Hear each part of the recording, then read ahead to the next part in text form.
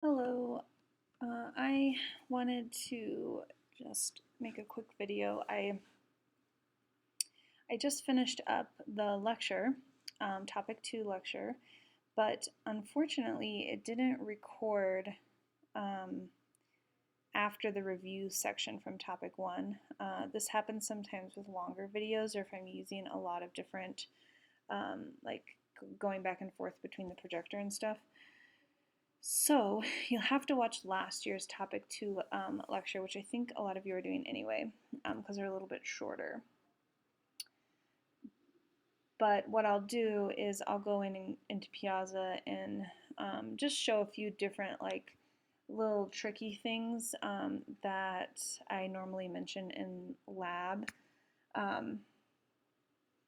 Just so that you'll be, have all the tools that you need. But what I thought I would do right now is I did go over with the in-person students how Cody Coursework works. So I'm going to be inviting you to that. You should have gotten an invitation by the time you're watching this video. And I just wanted to show you how it works with a different problem so you can at least kind of see the web-based format. So this is a course that I am a student of because I did a workshop on Cody Coursework. So what you can see here is once you log on to Cody Coursework, which you'll get an invite to do, you'll see the name of the course. So yours will say EMAC 203. I think you can see it here. So on mine, this is your course. You should see something like this, EMAC 203 Summer.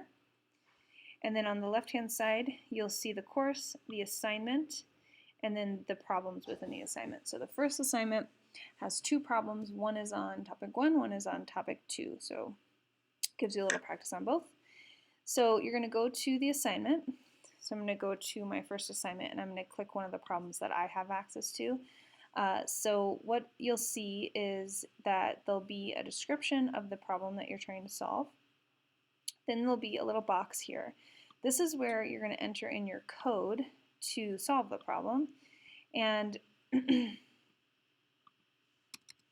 this code actually, this little code box, runs the code for you and gives you feedback. So what you can see underneath the code, under what's called test suite, is all of the code that was written to test your code.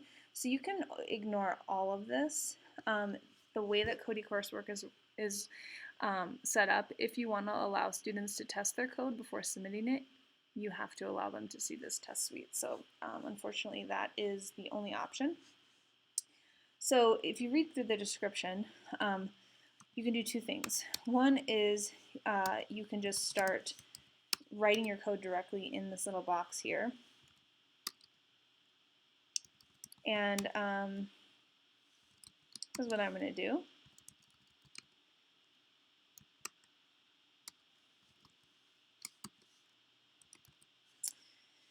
So this problem just has you defining some variables and then calculating some things with projectile motion with some formulas. And what you can do is basically just run the code. Tests will run it, and then what it will do is it will bring up the tests, and this one has 2 tests. You can see that there's 2 boxes here, and I failed both tests because I haven't yet done any of the calculations. And if you actually look and see how he checked this, he's looking to see if I've even created the variables that it's asked for. So these are some of the equations I'm supposed to calculate: y, v, vx, vy, and whatnot. So I could move through and actually start calculating this. One thing you'll notice, it's kind of clunky because you have to keep scrolling up. So as an alternative, what you could do is you could move over to MATLAB, create a script file, and for some of the more complicated codes, this is probably what you're going to want to do just anyway. And you can just write your code here. And it says that in this test suite, X position is already known.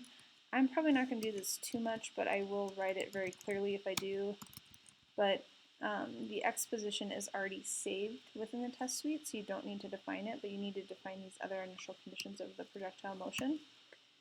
And if you read through this, it says that I'm supposed to compute the height of y using y position. And let's see, what did they use? Yeah, capital P for X position. And so this one is very similar to the first problem that I gave you. It's just defining a couple variables and then doing a calculation with them.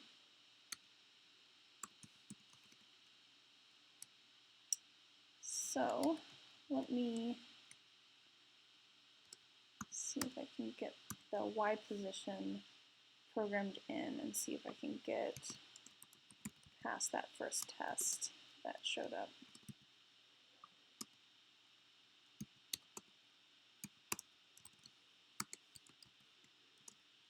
Alright, so I have the numerator v naught times cosine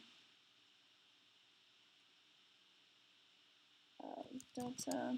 Now cosine and tangent use radians, so I'm going to do tan d and cosine d, and this needs to be squared.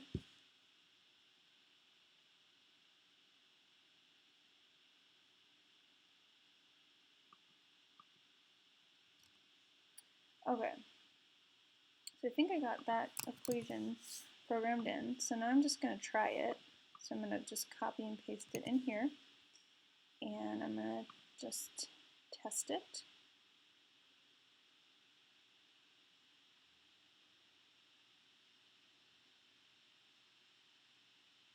Okay, so I don't no longer have the error that says that I didn't define the y position, so that's good. That means that the y position is defined and probably correct.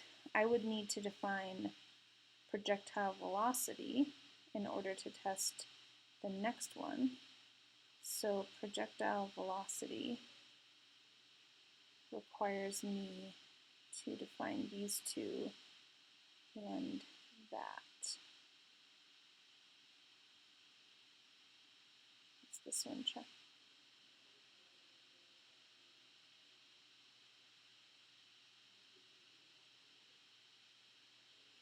So let me try that real quick for you so you can see it working. I've actually never done this one, so watching it live. So we'll do Vx equals V0 times cos. It's not delta though. V, right?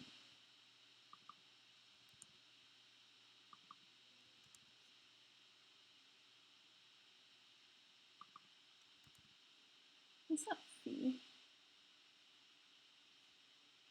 Okay, this is bothering me. Just gonna look up.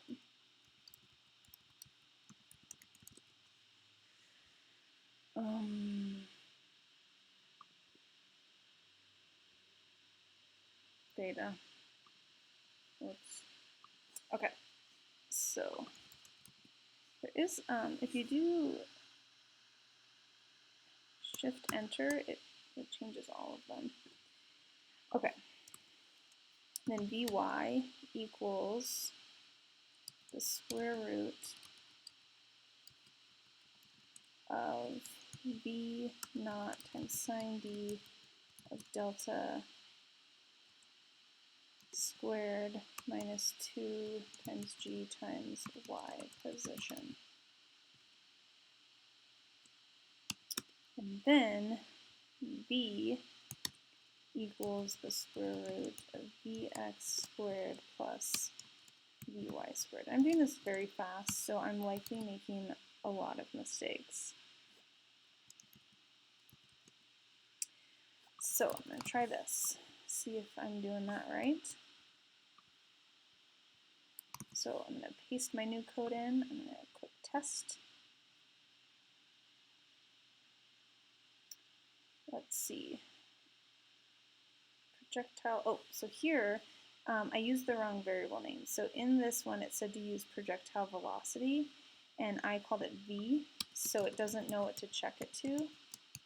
And you need to be very careful that you use the exact same verbatim name, so projectile velocity. So I'm going to go back and I'm going to try it again.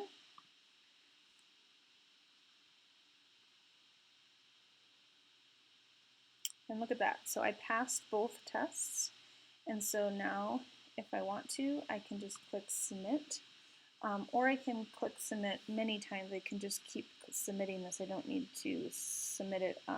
It doesn't matter. I'm only going to take, I only see your last one when I download the code.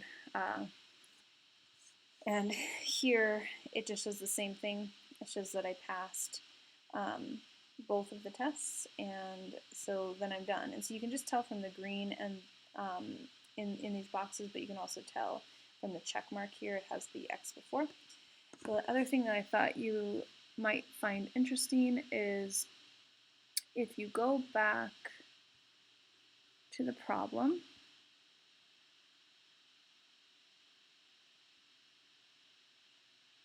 and where can you see this? So, my solutions maybe? Yeah, so if you click on my solutions, there's this thing under here. It'll just list all of the times. So these are all the tests that I did, and then I finally submitted it. If you click on map here, what it will show you is everyone who's tried this problem and all of their submissions.